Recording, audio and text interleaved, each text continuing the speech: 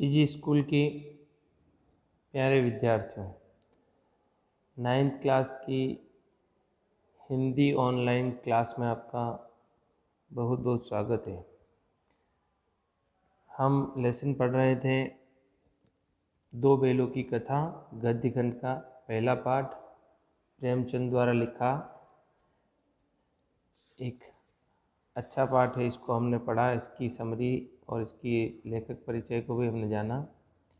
पिछली क्लास में आपने इसके बारे में मैंने बताया था थोड़ा, वो आप समझे हैं। इसके आगे हम इसके गद्य खंड को पढ़ेंगे, इसके मुहावरों को जानेंगे, इसके शब्दों के अर्थों को जानेंगे और इस कथा में छुपे हुए गूढ़ भावों को भी समझेंगे। क्योंकि मैंने बताया था कि दो बैलों की कथा यानी कहानी, लगता तो यूँ है कि दो बैलों की कथा है, लेकिन इस कथा के पीछे आज़ादी का मूल्य और आज़ादी का महत्व बताया गया है। आज़ादी का महत्व, क्रांतिकारियों ने कैसे आज़ादी प्राप्त की और कैसे उनको कितने संघर्ष झेलने पड़े, ये भी इसमें पीछे की तरफ इस कहानी की पटकथा जिस कैसे कह सकते हैं। तो बैक साइड में जो ये मूल भाव भी हैं कि कैसे दो बैल अपनी आज़ादी के लिए प्रयत्न करते हैं, कैसे वो गुलाम बना दिए जाते हैं और कैसे वो दूसरों को स्वतंत्रता दिलाते हैं, ये भी इसके साथ साथ हमको समझना है। तो दो बैलों की कथा हम आगे इसके जो गद्यांश हैं उसको अच्छे ढंग से समझेंगे। आपको समझाते समय ऑनलाइन क्लास में आपको कोई दिक्कत होती है, कोई शब्द नहीं आता है, तो पहले भी जिस तरह से मैंने बताया है कि आप इसको अच्छे ढंग से समझते हुए और जो नहीं आ रहा उसको नोटेट करते हुए, लिखते हुए लाइव क्लास में पूछ सकते हैं, अपनी समस्या का समाधान कर सकते हैं। तो हम पढ़ते हैं आगे का गद्य खंड।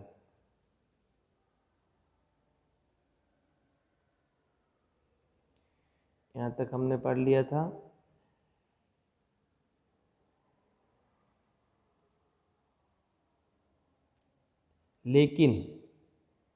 लेकिन गधे का एक छोटा भाई और भी है।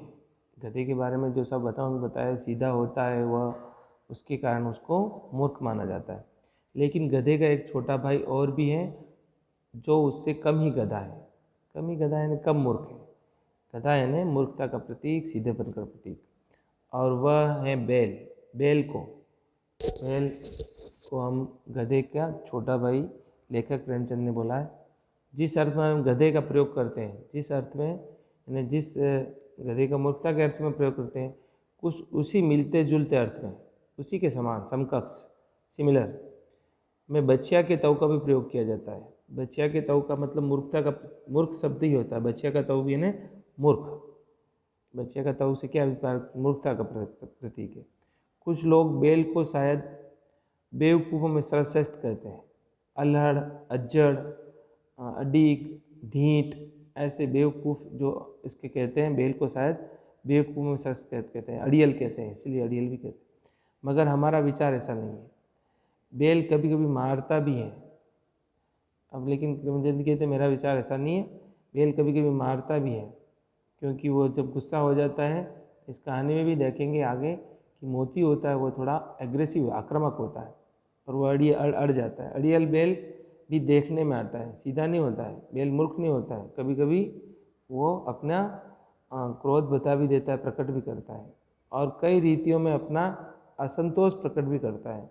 गधे की तरह साइलेंट चुपचाप नहीं रहता है वो अपनी कितनी बातों में, जब कोई उसको डांटता है, मारता है या उसको ज़्यादा ज़बरदस्ती अत्याचार करता है तो वह असंतोष भी प्रकट करता है और आक्रामक भी हो जाता है। अतः उसका स्थान गधे से नीचा है। गधे का स्थान नीचे बताया, क्योंकि गधे को ऋषि मुनियों की तरह सीधा और एक इनोसेंट जानवर बताया गया है। जूरी काची, यहाँ से अपनी ये कहानी स्टार्ट होती है। यहाँ से ये कहानी स्टार्ट होती है।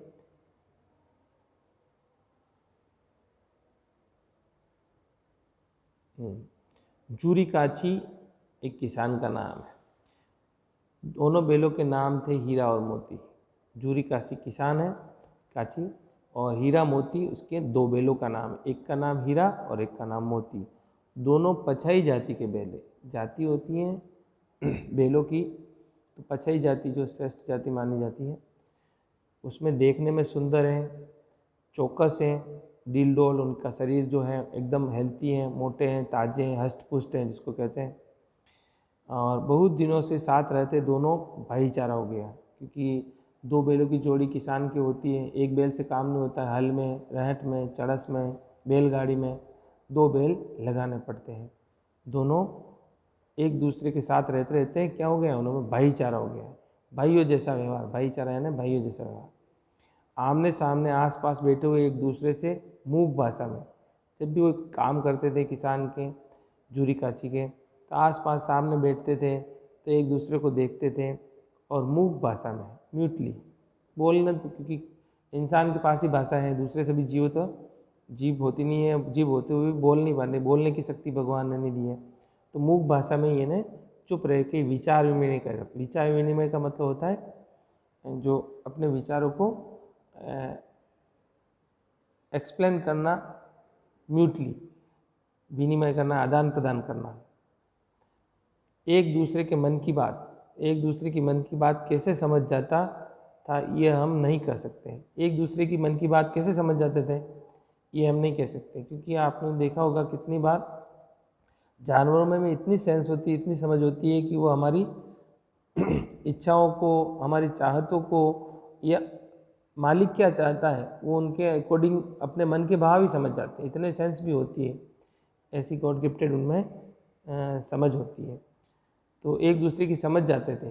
अवश्य उसमें कोई ऐसी गुप्त शक्ति थी, लेखक प्रेमचंद जी कहते हैं इसमें कोई न कोई ऐसी अदृश्य गुप्त शक्ति है, कोई ऐसी एक्स्ट्रा एनर्जी, एक्स्ट्रा पावर उनको भगवान के द्वारा दी गई थी, जिससे जीवों में श्रेष्ठता का दावा करने वाला मनुष्य, जिसमें श्रेष्ठता है ना, उच्चता, श्रेष्ठ है ना, अच्छा, सबसे बढ़िया, बेस्ट, मनुष्य जीवन, मनुष्य वंचित है, वंचित है ना, अछूता है, बचा हुआ, कि जैसे कहते हैं हम मनुष्य में सब जीवों में श्रेष्ठ मनुष्य जीवन, लेकिन मनुष्य भी उससे बच गया है या रह गया है, वंचित हो गया है।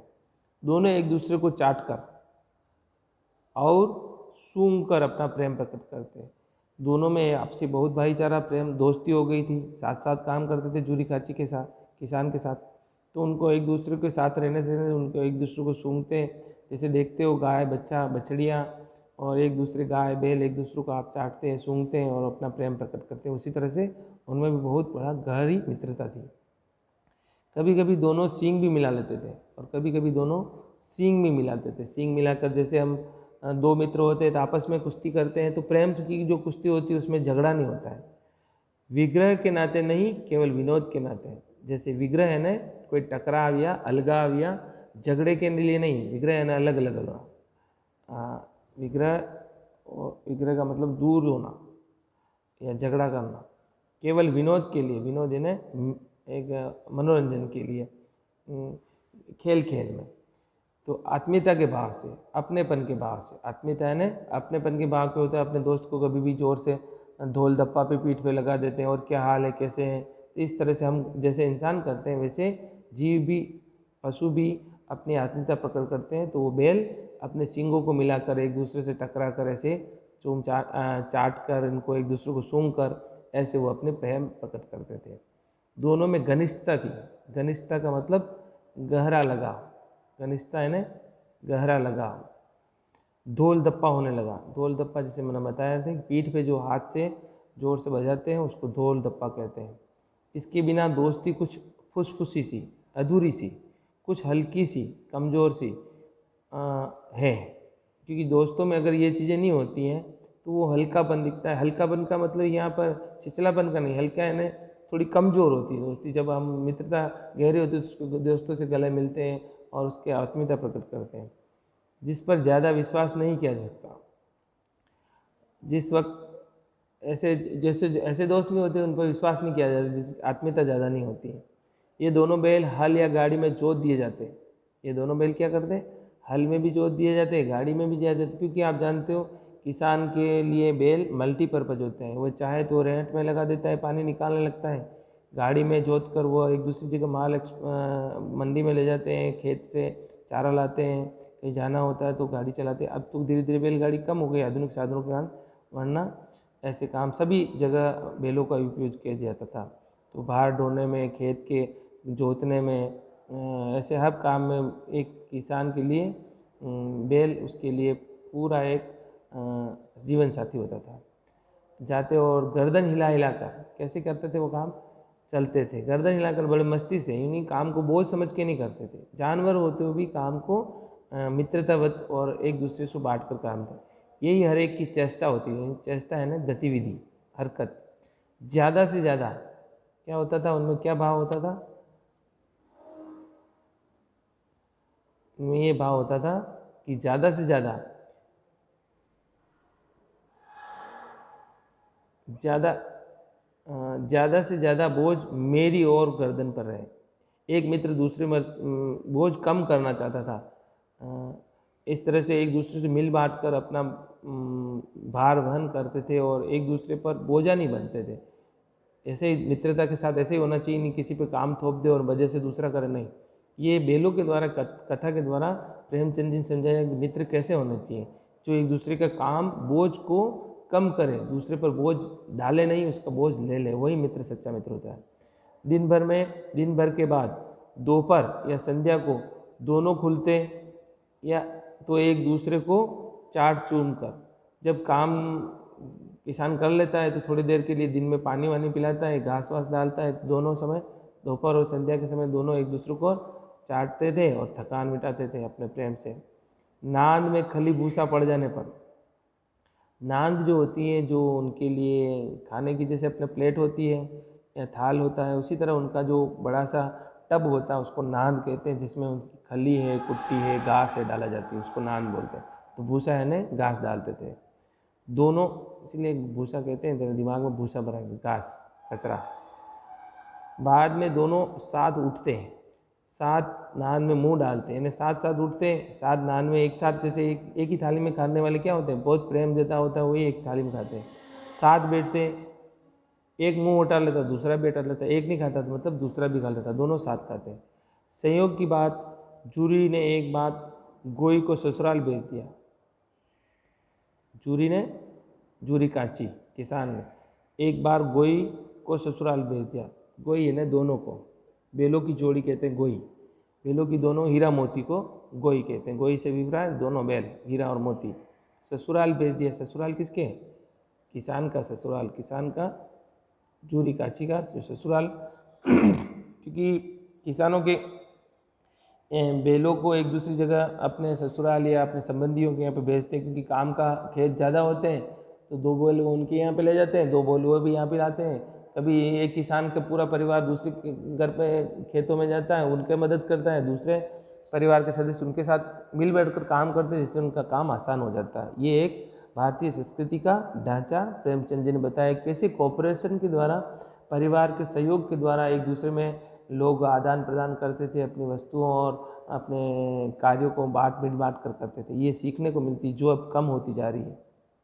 बेलों को क्या मालूम, बेलों को क्या मालूम कि उनको ससुराल भेज रहे हैं, उनको दूसरी जगह उनको काम के ले जाने के लिए क्यों जा रहे हैं। समझे मालिक ने हमें भेज दिया, उन्होंने तो समझा, दोनों हीरा मोती ने समझा कि उनको हमको भेज दिया है, मालिक ने, चूरी का उनका जो मालिक है किसान, और अपना यो बेचा जाना उन्हें अच्छा नहीं लगा, और इस तरह से उनको बेच दिया ऐसा लगा, और उनका ये बेचा जाना उनको अच्छा नहीं लगा। किसको अच्छा नहीं लगा? हीरा और मोती को।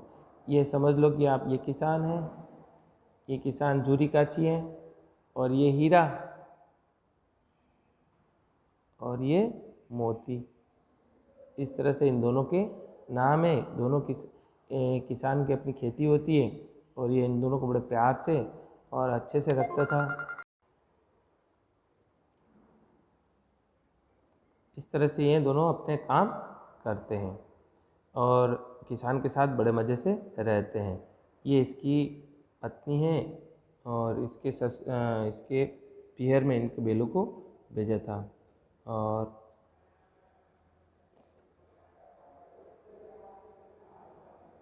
दोनों किसान, पत्नी और दोनों साथ में रहते थे और उनके काम करते थे। इस तरह से हम इसको आगे पढ़ेंगे। अच्छा लगा बुरा कौन जाने, चूरी के साले गया को घर तक गोई ले जाने में दांतों पसीना आ गया। ये मुहावरेदार भाषा है, आप समझेंगे। मुहावरेदार भाषा में आप देखो कि दांतों पसीना आना है, मतलब खूब मेहनत करना, ये मुहावरा है। मुहावरा पहले, ये दूसरा मुहावरा है। कौन जाने कि उनको दूसरी जगह ले रहे कैसे अच्छा लगा। पीछे से हाँकता दोनों दाएं बाएं भागते, कौन, हीरा और मोती। इधर से हाँकते उधर चले जाते। पगिया पकड़कर आगे खींचता तो दोनों पीछे की ओर लगाते। मारता तो दोनों सींग नीचे करके हुंकारते। अगर ईश्वर ने उन्हें वाणी दी होती तो चूरी से पूछते कि तुम हम गरीबों को क्यों निकाल रहे हो। इस तरह से वह पूछते कि तुम हम गरीबों को क्यों ले जा रहे हो यहाँ से। पगिया पकड़कर इन्हें खींचकर, जैसे एक बैलों को ले जाना होता है, उनकी इच्छा नहीं होती तो कैसे एक दूसरी जगह ले जाते हैं, तो इस तरह से वो ले जाते थे। मारता तो सींग दोनों नीचे करके हुंकारते। अगर ईश्वर ने उन्हें वाणी दी होती तो चूरी से पूछते तुम हम गरीबों को क्यों निकाल रहे हो, यहाँ से हमको क्यों निकाल रहे हो या क्यों बेच रहे हो। हमने तो तुम्हारी सेवा करने में कोई कसर नहीं छोड़ी, हमने तो तुम्हारी सेवा करने में कोई कसर नहीं छोड़ी।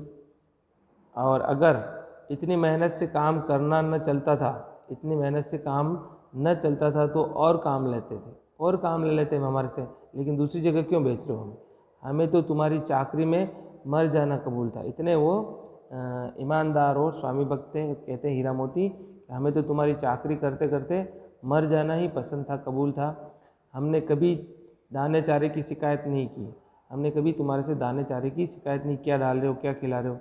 तुमने जो भी खिलाया ये मन की बात हीरा और मोती जूरी काची को कह रहे हैं या प्रकट कर रहे हैं मन के भाव उनके।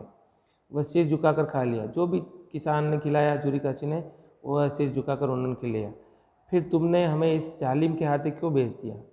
जालिम यानी दुष्ट, क्योंकि वो बड़ा बड़ा घसीटते हुए, पकड़ के मारते हुए, पीटते हुए उनको ले जा रहा था। जो साला था उसका वो बड़ा क्रूर था, इस तरह से कह सकते हैं। आगे आने वाले बात में देखेंगे हम, ये था।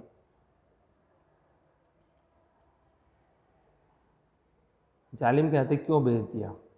संध्या के समय दोनों बैल अपने नए स्थान पर पहुँचे। संध्या यानी शाम होते होते नए स्थान पर पहुँच गए। दिन भर की जो उनका दूरी होगी, जो काम करते करते वहाँ से गए, चलते चलते गए और वहाँ पर शाम तक जूरी काची के ससुराल पहुँच गए। दिन भर के भूखे थे, लेकिन जब नांद में लगाए गए खाने के लिए, उनको नांद में खाने का डाला गया, भूसा डाला गया, तो मुंह भी नहीं डाला उसमें खाने के लिए कुछ भी, उन्होंने भाव प्रकट नहीं किया और खाना भी चालू नहीं किया, घास फूस। दिल भारी हो रहा था, दिल भारी होना तीसरा मुहावरा। दिल भारी होना यानी बेचैन होना। उन्होंने अपना घर समझ रखा था, वह आज उनसे छूट गया। जिसको अपना घर समझ रखा था वह छूट गया और पीछे रह गया। नया गांव, नया आदमी, उन्हें बेगानों से लगने लगे। नया नया गांव था, नए नए आदमी थे, बेगाने यानी दूसरे, बेगाने यानी पराये लोग, ऐसे लगने लगे। दोनों ने अपनी मूक भाषा में सलाह दी, दोनों ने मूक भाषा में यानी चुपचाप सलाह की। एक दूसरे की कनखियों से देखा, कनखियों से आँखों से देखा और लेट गए यानी सो गए। गांव में सोता पड़ गया था तो दोनों ने जोर मारकर पगड़े तुड़ा दिए डाले और घर की तरफ चले। गांव सोता पड़ गया यानी सब सोने लग गए, तो अब उनके पैरों में जो बांध रखे थे रस्सी के, उनको तोड़ तुड़ा के भाग गए। पगे बहुत मजबूत थे, अनुमान न हो सकता था कि कोई बैल तोड़ सकता है। पैर में जो बेड़ी या जंजीर या उनके बांधने का रस्सी होती है, ऐसा लगता नहीं था कि ये रस्सी तोड़ा देंगे। तो इतने ज़ोर से उन्होंने ताकत लगाकर छुड़ा कर भागना चाहा कि यहाँ पे हम नहीं रहेंगे, ऐसा कोई सोच भी नहीं सकता। इन दोनों ने उन्हें इस समय दूनी शक्ति, डबल पावर, दूनी शक्ति, एक झटके से रस्सियाँ तोड़ दी और वहाँ से निकल भागे।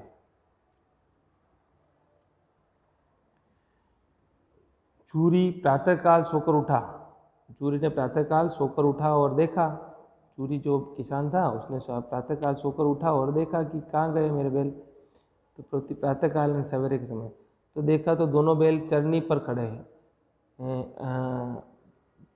सोकर उठा तो देखा कि दोनों बैल चरनी पे खड़े हैं। चरनी पे जो चरागाह होता है जहाँ पे खड़े रहते रोज चरनी पर खड़े, यानी वापस वो बैल उसके ससुराल से अपने घर पर आ गए थे, इनके जूरी काची के किसान के घर पे आ गए। दोनों की गर्दनों में आधा आधा घराव लटक रहा था। दोनों की गर्दनों में जो गले में बांधने का पट्टा होता है उसको घराव कहते हैं। घुटने तक पाँव कीचड़ से भरे हुए थे, क्योंकि रास्ते में उनको पानी, खेतों में पानी होता है, तो जैसे जैसे उन कीचड़ वाले रास्तों से होते हुए आए तो कीचड़ से पैर भरे हुए थे। दोनों की आंखों में विद्रोहमय स्नेह झलक रहा था। दोनों की आंखों में विद्रोहमय स्नेह झलक रहा था, कि विद्रोह हो रहा था कि ये कैसे, ये क्या हो रहा है, और ये क्यों किया हमारे साथ, ऐसा तुमने हमारे साथ अन्याय क्यों किया, क्यों भेजा हमको, क्यों बेचा। ऐसा विद्रोह था उनके साथ, किसान के साथ, उनके मालिक के साथ।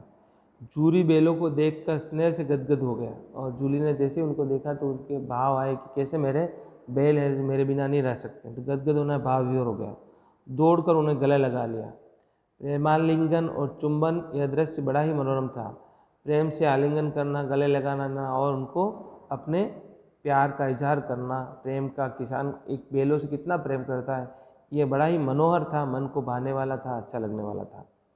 घर और गांव के लड़के जमा हो गए, तालियां बजाने उनका स्वागत करने लगे। घर और गांव के लोग भी उनको जमा हो गए और तालियां बजा बजा कर उनका स्वागत करने लगे, इस तरह से कि अरे ये हीरा मोती आ गए, हीरा मोती आ गए। गांव के बच्चे होते हैं कुछ न कुछ। यह घटना अभूतपूर्व थी, इससे पहले ऐसी कभी घटना नहीं हुई कि बैल वापस जाए और वह किसी की वापस आ जाए, और ऐसा मनोहरी दृश्य था, महत्वपूर्ण थी। बाल सभा ने निश्चय किया कि दोनों पशु वीरों को अभिनंदन पत्र देना चाहिए। बाल जो बच्चे होते हैं गांव की बाल सभा, उनको दोनों वीर पशु जो वीर थे उनके तोड़ तुड़ा के आ गए थे। कोई अपने घर की रोटियां लाया, कोई गुड़ चोकर लाया और कोई भूसी लाया। इनका अभिनंदन किया, उनका स्वागत किया कि तुम्हारा वापस हमारे यहाँ पर आना हमें बहुत अच्छा लग रहा है। इस तरह से यहाँ तक हमने समझा, इसके आगे हम समझते हैं।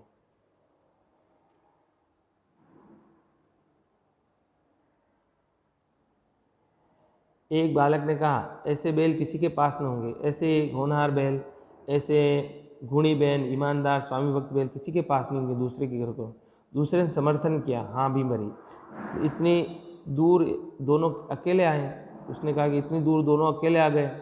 और तीसरा बोला, बैल नहीं है, उनके जन्म के आदमी हैं। तीसरा बच्चे हैं, अपनी अपनी बात करते हैं। तीसरे ने कहा ये पहले जन्म के आदमी थे, और ये जूरी काची के कोई मित्र रहे होंगे स्वामी भक्त। इसका प्रतिवाद करने का किसी के साहस नहीं है, विरोध करना, प्रतिवाद किसी का साहस, हिम्मत नहीं थी।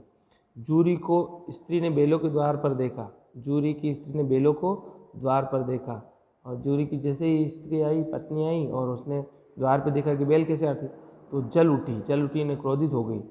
बोली, कैसे नमक हराम है। नमक हराम का, मालिक का खाकर उसकी बात नहीं मानने वाले को नमक हराम कहते हैं। नमक खाना और उसकी बात नहीं माने, इसका अन्न खाना है, इसका मालिक का कहना नहीं मानना, नमक हराम कहलाता है। बैल है कि एक दिन वहाँ काम न किया और भाग खड़े हुए। एक दिन भी मेरे पीहर में काम नहीं किया और भाग खड़े हो गए, आ गए साले। जूरी अपने बैलों को यह आक्षेप सुन न सका। आक्षेप इन्हें ऐसी जो बात की उनके प्रति, ऐसी जो गलत आक्षेप लगाना, दुर्भावनायुक्त शब्द कहना, ये सुन न सका, क्योंकि नमक हराम वो थे नहीं, बड़े मालिक के वफादार सेवक थे। दाना चारा न दिया हो तो क्या करते, दाना चारा नहीं दिया तो क्या करते। जूरी कहता है कुछ खाने को नहीं दिया होगा तो आप भाग के आ गए। स्त्री ने रोब से कहा, बस तुम ही तो बैलों को खिलाना जानते हो। स्त्री ने, उस जूरी काची की पत्नी ने कहा कि तुम ही खिलाना जानते हो, हमारे घर में कोई घास फूस नहीं किया, हम नहीं खिलाते, सब पानी पिला कर रखते होंगे हमारे बैलों को, यानी हम हमारे बैलों को कुछ नहीं खिलाते क्या। ऐसा उसने व्यंग्यात्मक भाषा से कहा। जूरी ने चिढ़ाया, चारा मिलता तो क्यों भागते। पत्नी को चिढ़ाया उसने कि चारा मिलता तो क्यों भाग के आते बेचारे। स्त्री चिड़ी, भागे इसलिए कि वो लोग तुम जैसे बुद्धू की तरह बैलों को सहलाते नहीं। तुम जैसे बुद्धू नहीं है हमारे घर के लोग, हमारे भाई वगैरह, इस बैलों को हाथ घुमाए, प्यार से उनको गले लगाए, ऐसे बुद्धू नहीं है। जानवरों को कौन गले लगाए, तो वो थोड़ी अलग नेचर की थी। खिलाते हैं तो रगड़ कर जोतते भी हैं। खिलाते हैं उनको जानवरों को तो वो जानवर जैसे व्यवहार करते हैं लोग, तो खिलाते हैं तो उनको रगड़ कर जोतते भी हैं। ये दोनों ठहरे कामचोर, और ये दोनों हीरा मोती दोनों कामचोर हैं, भाग निकले। अब देखूं कहाँ खली और चौकोर मिलता है। अब यहाँ पर आ गए तो देखते हो मैं कैसे खली यानी अच्छी खाने की जो जैसे अपने खाने में कोई मीठा होता है, जैसे लड्डू होते हैं या बर्फ़ी होती है, चक्की होती है, ऐसी कुछ खाने की मीठी जो चीज़ होती है, उसी तरह उनके लिए खली एक जो जैसे कहते हैं हम तेल निकलने के बाद मूंगफली का जो भूसा बचा होता है उसको खली कहते हैं। तो खली और चोकोर इन्हें अच्छा दलिया जो उसको खाने को अब नहीं दूंगी मैं, सूखे भूसे के सिवा कुछ नहीं खाने को दूंगी, चाहे मरे तो मरे। कौन कहती है ये बात? उनकी जुरिकाची की पत्नी अपने बेलों के लिए कहती है। वही हुआ, मजूर को कड़ी ताकीद कर दी। मजूर जो काम करने वाला वहाँ पे बैलों की रखवाली करना, उसको कड़ी ताकीद देना, उसको हिदायत दे दी गई इनको कोई कुछ नहीं खिलाएगा, खाली भूखा सूखा भूसा ही डाला जाएगा। बैलों के नाद में मुंह डाला तो फीका फीका, क्योंकि ज़्यादा रुचिकर नहीं था, उनको मीठा कुछ नहीं था, अच्छा खाने को नहीं था। जैसे हमारे खाने में कोई सब्जी और अच्छी मिठाई नहीं होती, उसी तरह उनका भी खाला सूखा सूखा भूखा, कोई चिकनाट न कोई रस, क्या खाएं। आशा भरी आंखों से द्वार की ओर ताकने लगे। आशा भरी कि अरे भाई हमको कुछ खिलाओ बढ़िया अच्छा। बेल हैं तो भी उनकी ऐसी हरकतें थी जैसे मालिक के प्रति होती है। जूरी ने मजूर से कहा, थोड़ी खली क्यों नहीं डाल देते? जूरी ने, किसान ने मजूर को कहा कि थोड़ी खली डाल दो, बेचारे खा नहीं रहे, भूसा अच्छा नहीं लग रहा है इनको, तो डाल दो। तो मजूर ने कहा, मजूर डरता था मालकिन से, तो मजूर ने कहा मालकिन मुझे मार ही डालेगी, मालकिन मुझे मार डालेगी, यानी मुझे डांटेगी, मैं मेरा भी खाना बंद कर देगी। चुरा कर डाला। जुरिकाची ने कहा चुरा कर डाला, का चुपके से, न दादा, पीछे से तुम उन्हीं की सी कहोगे और पीछे से तुम भी अपनी पत्नी की बात में सहमत हो जाओगे कि मैंने तो नहीं बोला और मैं बेचारा फिजूल में फंस जाऊंगा या दुविधा में फंस जाऊंगा, ऐसा काम मैं नहीं करता हूँ। ये कहकर मजूर भी अपनी मालकिन की बात नहीं टालता, क्योंकि वो भी उसकी डरता है। और पत्नियां अक्सर अपने घर में वर्चस्व दिखाती हैं, और ऐसी घर परिवार का माहौल प्रेमचंद ने एकदम हूबहू गांव का माहौल, किसान का माहौल, उनके रहन सहन का माहौल, जैसे हमारे को एकदम लगता है कि ये बिल्कुल हमारे सामने एक रियल पिक्चर चल रही हो, वैसे इनकी ये लेखन कला की सबसे बड़ी खूबी है प्रेमचंद जी की, कि ये अपनी बात को इतनी आत्मीयता से कहते हैं। इनकी लेखन कला इतनी सटीक है, उनके शब्दों का चयन इतना है, जैसे गांव के वातावरण के लोग कैसे बोलते हैं, गांव में कैसे उनका आदान प्रदान शब्दों का होता है। तो इनकी लेखन कला की, भाषा शैली की ये बड़ी विशेषता है कि हमको एकदम से यूँ लगता है कि जैसे हम गांव में चले गए, हमारे सामने ही ये सब घटना चक्र हो रहा है कि बैल गए और वहाँ से रस्सी तोड़ा कर आए और वापस अपने जुरिकाची के घर पे आए और वो दोनों बातें कर रहे हैं, और उनकी बातों का, पत्नी और पत्नी की बातों का कैसे क्या, जैसे वो पूरी कल्पना की जो है हमारे सामने एकदम से फिल्म सी चलने लगती है। यही इनकी कथाकार की सबसे बड़ी खासियत होती है कि वो कथा की जो फिल्म की तरह हमारे आंखों के सामने चलने लगे, और शब्दों का चयन इतना बढ़िया हो और मुहावरों का इतना सटीक हो कि वो हमें बोर न करें। यही इस प्रेमचंद की खासियत है। यहाँ तक हमने पढ़ा। जो नेक्स्ट पेज है हम अगली क्लास में लेंगे। यहाँ तक जो भी आपको जो समझ में नहीं आया है, कोई दिक्कत है, मुझे अगली लाइव क्लास में आप जैसे कि मैंने पहले बोला है वैसे पूछते रहें और अपनी कॉन्सेप्ट को क्लियर करते रहें और अच्छे से पढ़ें, मन लगा कर पढ़ें, समझें, क्योंकि इसके बीच में कितने क्वेश्चन जो बनने वाले हैं वो मैं अगले PDF में डालूँगा। अभी तक आप समझते जाएं, क्योंकि 2 पेज हुए हैं, इसमें क्वेश्चन कम बनते हैं। थोड़े और क्वेश्चन बनाकर मैं अगले PDF में आपको डालूँगा। वो आपके कॉपी बना ली होगी आपने, तो शब्दार्थ और लेखक परिचय और ये एक्स्ट्रा जो क्वेश्चन होंगे, पाठ के लास्ट में जो क्वेश्चन होंगे, उसके अलावा जो क्वेश्चन होंगे वो भी इसके साथ आप करते रहें। स्वस्थ रहें, मस्त रहें, माता पिता का कहना मानें और सेहत का ध्यान रखें।